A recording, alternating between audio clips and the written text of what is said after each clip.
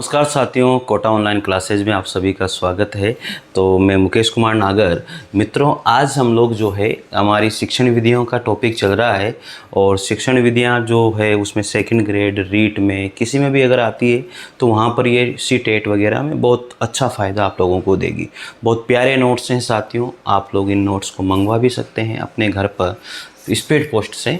तो देखिएगा मित्रों, आज का जो टॉपिक है शिक्षण विधियों में वो टॉपिक है भाषाई कौशलों का विकास, उनकी विशेषताएं और उपयोगिताएं।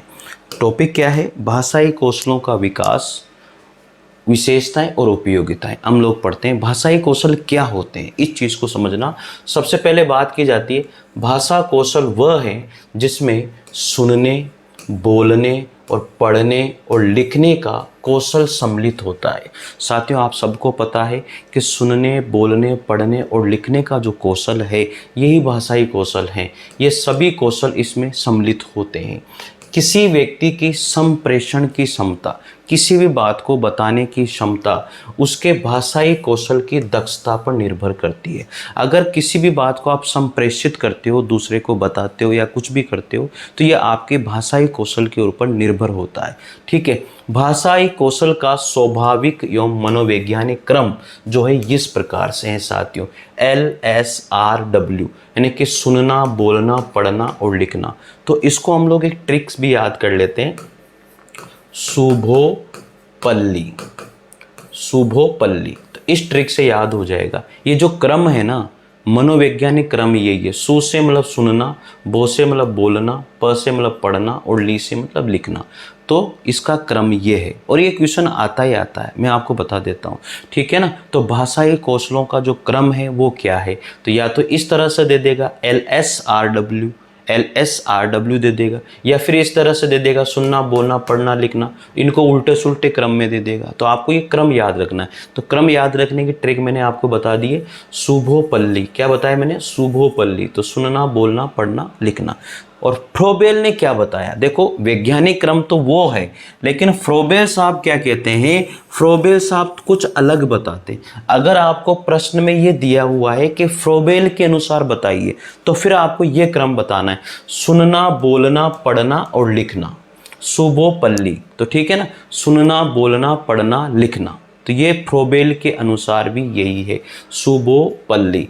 तो फ्रोबेल ने भी यही बताया है और मनोवैज्ञानिक क्रम भी यही है। ठीक है, अब बात करते हैं, सबसे प्रथम और सरल कौशल सुनना होता है। ये भी क्वेश्चन आता है, सबसे पहला और सरल कौशल कौन सा होता है? वो है सुनना। सभी कौशलों का आधार स्तंभ कौन सा कौशल होता है? सुनना। सबसे अंतिम और कठिन कौशल कौन सा होता है? ये क्वेश्चन है सारे के सारे, ऐसे डायरेक्ट क्वेश्चन आते हैं, वो है लिखना। ठीक है, सभी कौशलों में स्थायी कौशल कौन सा है? वो है लिखना।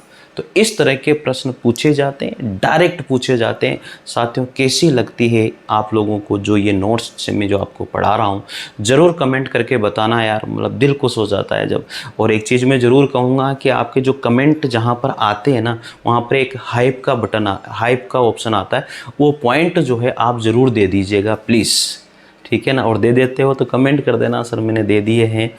और वो एक ऑप्शन आते हैं बहुत सारे वीडियो के नीचे, वहाँ पर थैंक्स का बटन भी आता है। लगता है आपको कि यार सर को थैंक्स देना चाहिए, बहुत अच्छा कर रहे हैं, तो आप ज़रूर देना। मैं इसलिए बोल रहा हूँ क्योंकि कल जो है ना 4 से 5 स्टूडेंट ने वो थैंक्स दिया था, इसलिए मुझे अच्छा लगा यार। चलो ठीक है, मतलब गुरु दक्षिणा दी तो है स्टूडेंट ने, तो अच्छा लगा मुझे। कोई किसी ने मुझे 40 रुपये का थैंक्स दे दिया, किसी ने 50 रुपये, किसी ने 60 रुपये, इस तरह से थैंक्स उसमें दिया। मज़ा आया यार, मतलब वो दोस्त तो जो है, मैं आपको बताऊं, दिल खुश हो जाता है कि चलो ठीक है, मेरी मेहनत सफल हो रही है, गुरु दक्षिणा भी अपन को मिल रही है, ऐसा लगता है उससे ना। तो कोई, ये तो मतलब मजाक वाली बात है, आपको लगता है तो देना चाहिए तो दे देना, ऐसा कुछ नहीं है। ठीक है, चलिए। तो सबसे प्रथम और सरल कौशल कौन सा है? सुनना है। सभी कौशलों का आधार स्तंभ भी सुनना ही है। सबसे अंतिम और कठिन कौशल जो है वो साथियों लिखना है। और सभी कौशलों में स्थायी कौशल भी किसको माना गया है? लिखने को ही माना गया है साथियों। तो फ्रोबेल के अनुसार भी शुभोपल्ली ये सही क्रम है और वैज्ञानिक क्रम भी यही है, LSRW, यही वैज्ञानिक क्रम है साथियों। ठीक है, मोंटेसरी जी कुछ अलग बात करती है। जो मोंटेसरी जी जो है ना वो अलग बात करते हैं, इनका थोड़ा सा क्रम बदल जाता है। तो मारिया मोंटेसरी के अनुसार भाषाई कौशलों का जो क्रम है, सुनना, बोलना, लिखना और पढ़ना, यानी कि ये क्या करती है, पहले लिखने को पहले ले लेती है, पढ़ने को लास्ट में ले लेती है। देखो सुनना और बोलना तो ये तो ऐसा का ऐसा ही है, लेकिन लिखने और पढ़ने को बदल देती है, लिखने और पढ़ने को बदल देती है। और ये आता है क्वेश्चन, मारिया मोंटेसरी के अनुसार जो है भाषाई कौशलों का क्रम क्या है, तो पहले पढ़ने की जगह आप लिखने को लेंगे, फिर बाद में पढ़ने को लेंगे। तो इनका जो बनता है वो क्या बनता है सूत्र, सुबोलिप। क्या बनता है, सुबोलिप, सुबोलिप। ये मारिया मोंटेसरी के अनुसार बनता है। ठीक है, मारिया मोंटेसरी ने कहा बालक पहले लिखना सीखता है, उसके बाद पढ़ना सीखता है। भाई सुनना बोलना तो सही क्रम है, लेकिन वो कहती है कि पहले लिखना सीखता है फिर पढ़ना सीखता है, ऐसा उसका मानना है। फिर मारिया मोंटेसरी के अनुसार सबसे अंतिम एवं कठिन जो कौशल है ना वो पढ़ना माना है, जबकि सही क्रम में तो क्या माना है, लिखना सबसे अंतिम और कठिन मान, लेकिन मारिया मोंटेसरी ने किसको माना है, पढ़ने को माना है, क्योंकि अंतिम भी इन्होंने यही माना है, तो पढ़ने को ही माना है ना सही क्रम। ठीक है, आगे विशेष सरयू प्रसाद, विशेष क्या बात है, सरयू प्रसाद के अनुसार पठन एवं लेखन के साथ साथ करवाने चाहिए, यानी कि पठन और लेखन दोनों को ही क्या करवाना चाहिए, साथ साथ करवाना चाहिए, ऐसा मानना है। तो यहाँ पर देखिए साथियों, भाषाई कौशल और उनके उद्देश्य, ये टेबल आपकी बहुत जानदार टेबल है, इसको आप अच्छे से ध्यान रखना। भाषाई कौशल और उनके उद्देश्य क्या क्या हैं। देखो भाषाई कौशल तो सबको पता है, सुनना, बोलना, पढ़ना, लिखना, ये भाषाई कौशल है। लेकिन सुनने यानी कि पहला कौशल है सुनना, उसका उद्देश्य क्या है, सुनकर अर्थ ग्रहण करना। दूसरा क्या है, बोलना, उसका उद्देश्य क्या है, बोलकर अभिव्यक्त करना। सुनकर अर्थ ग्रहण करना, फिर बोलने में बोलकर अभिव्यक्त करना। और पढ़ना क्या है, पढ़ना क्या है, पढ़ करके अर्थ ग्रहण करना। और लिखना क्या है, लिखना है लिख करके अभिव्यक्त करना। तो ये उद्देश्य भी आप थोड़ा ध्यान रखिएगा, वहाँ पर अभिव्यक्त करने वाली बात भी है और वहाँ पर अर्थ ग्रहण करने वाली बात भी। तो सुनने में भी अर्थ ग्रहण किया जाता है, पढ़ने में भी अर्थ ग्रहण किया जाता है, और बोलने और लिखने में अभिव्यक्त किया जाता है। तो लिख करके अभिव्यक्त करना, बोल करके अभिव्यक्त करना, यहाँ पर थोड़ा सा अंतर ये आप लोगों को ध्यान रखना है, याद हो जाएगा, कोई समस्या वाली बात यहाँ पर नहीं है। अब बात करते हैं यहाँ पर भाषाई कौशलों की प्रकृति क्या है, उनका संबंध कैसा है। तो इस टेबल पर भी आप थोड़ा सा गौर फरमाइएगा। तो भाषाई कौशल में सबसे पहले सुनना आता है। इसकी जो प्रकृति है ना वो अमूर्त है, यानी कि दिखती नहीं है। इसकी जो प्रकृति वो अमूर्त है, दिखती नहीं है, ध्वनि विज्ञान में आती है। ठीक है ना। और ये एक इसका जो संबंध है ना वो अनौपचारिक है। इसका संबंध कैसा है, अनौपचारिक है, क्योंकि दिखता ही नहीं है, अनौपचारिक संबंध, ये याद रखना भाई। ठीक है ना। पहला कौशल है सुनना, और इसकी प्रकृति कैसी है, वो अमूर्त है और ये अनौपचारिक संबंध है इसका। दूसरा कौशल है बोलना, इसकी प्रकृति भी अमूर्त है, तो अमूर्त होगी तो अनौपचारिक होगी। पढ़ना, पढ़ना मतलब मूर्त है, तो ये एक मूर्त रूप है, तो इसकी प्रकृति भी औपचारिक होगी। लिखना भी मूर्त रूप है, लिख रहा है सामने, पता है लिपि विज्ञान है, तो मूर्त रूप है, तो ये भी औपचारिक होगी।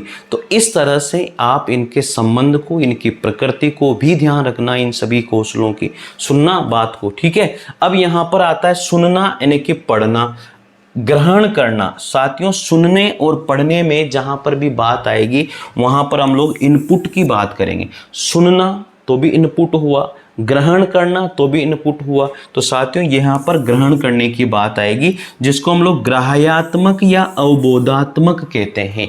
सुनना यानी कि अवबोधात्मक या ग्राह्यात्मक कौशल रहता है।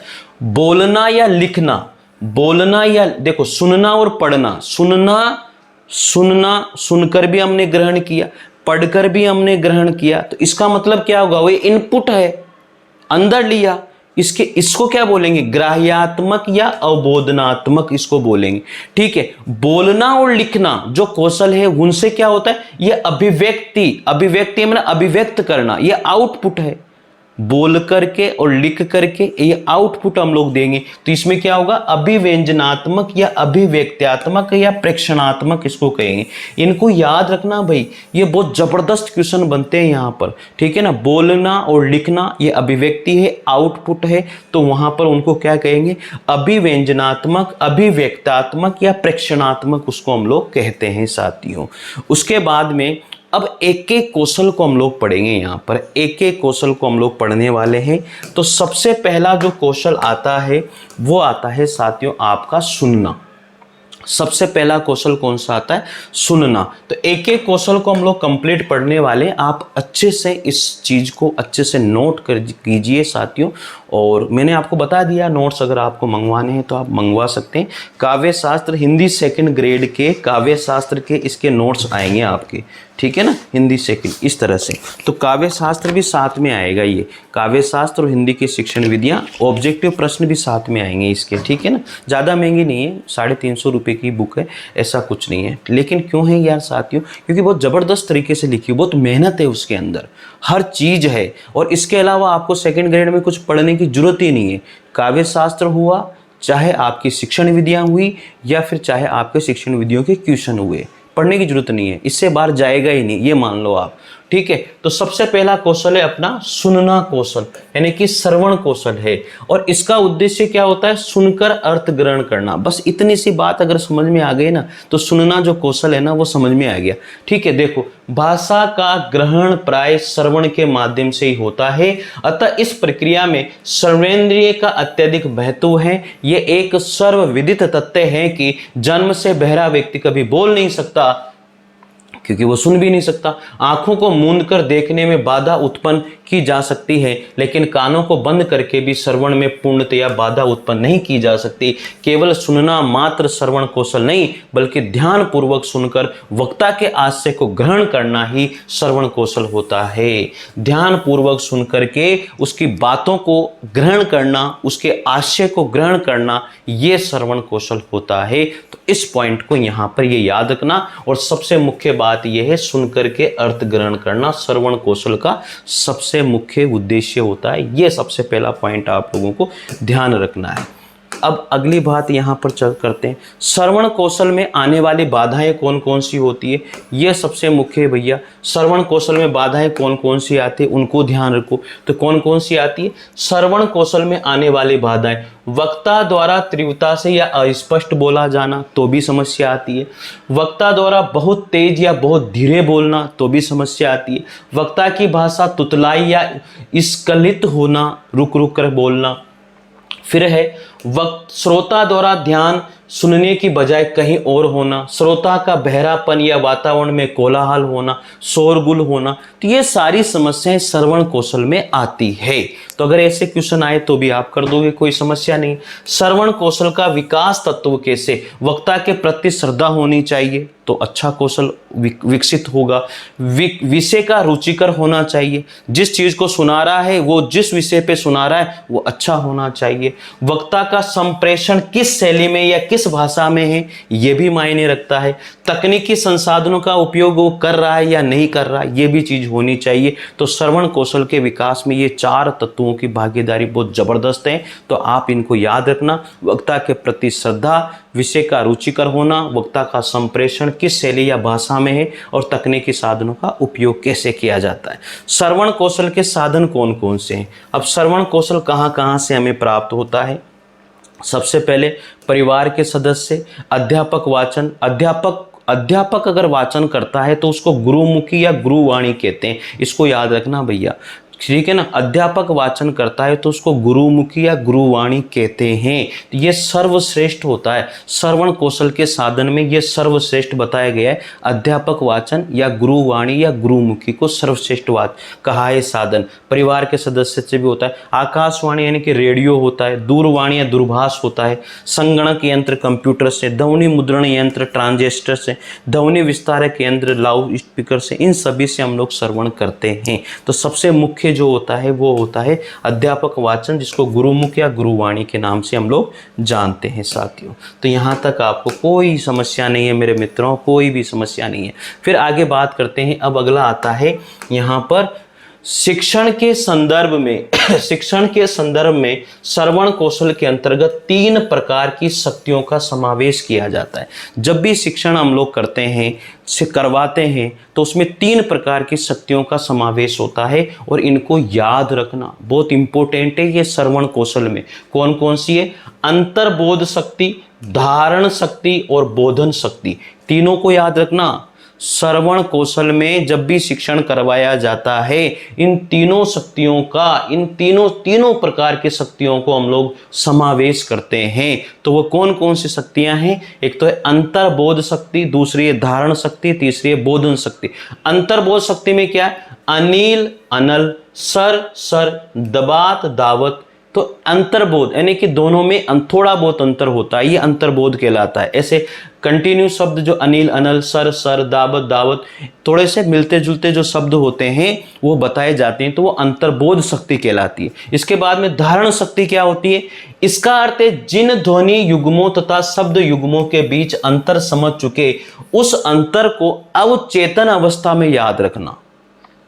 अगर हम कुछ समझ गए हैं तो उनको अवचेतन अवस्था तक ले जाना, उनको अवचेतन अवस्था तक याद रखना, फिर जहां पर यूज आए वहां पर रिकॉल करना, उसको कहते हैं धारण शक्ति, यानी कि उस चीज को हमने धारण कर लिया। ठीक है। इसके बाद में क्या आता है? बोधन शक्ति, जिसको हम लोग सीखेंगे। बोधन शक्ति का मतलब होता है सीखना। तो जैसे बुरा, अब यहां पर बुरा कैसे बना? ब, उ, र और आ, इससे बुरा बना। फिर भूरा किससे बना? ब, बड़ा उ, र और आ। तो ये होती है साथियों बोधन शक्ति। जिस चीज को हम लोग सीख रहे हैं कि ये शब्द बना कैसे, तो ये होती है बोधन शक्ति। तो श्रवण कौशल में इन 3 शक्तियों का बहुत बड़ा उपयोग होता है। एक तो होती है अंतर्बोध शक्ति, दूसरी धारण शक्ति और एक होती है बोधन शक्ति। ये तीनों शक्तियों को श्रवण कौशल में आपको याद रखना है। मैंने आपको बता दिया है मित्रों, तो अब आपको ध्यान आपको ही रखना है। इसके बाद में बोलना, उच्चारण, संभाषण कौशल, ये अपना यहाँ पर दूसरा कौशल आता है। दूसरा, पहला कौशल हमने कौन सा पढ़ा?